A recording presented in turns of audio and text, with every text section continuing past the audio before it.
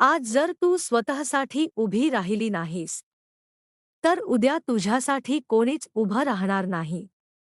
आज आरशात स्वतःकडे बघ आणि स्वतःलाच एक प्रश्न विचार. मी खरंच माझ्यासाठी जगतेय का? दुसऱ्यांच्या अपेक्षांमध्ये, दुसऱ्यांच्या शब्दांमध्ये तू स्वतःला कुठेतरी हरवून बसली आहेस. पण लक्षात ठेव, तू कमजोर नाहीस. तू फक्त अजून स्वतःची ओळख पटवली नाही आहेस. आजपासून लोक काय म्हणतील याचा विचार सोड आणि स्वतः काय बनायचं आहे यावर लक्ष दे.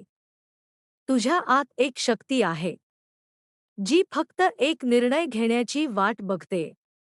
जेव्हा तू स्वतःवर विश्वास ठेवतेस, तेव्हा संपूर्ण जग तुला थांबवू शकत नाही. आज एक छोटा निर्णय घे, स्वतःसाठी जगायचा.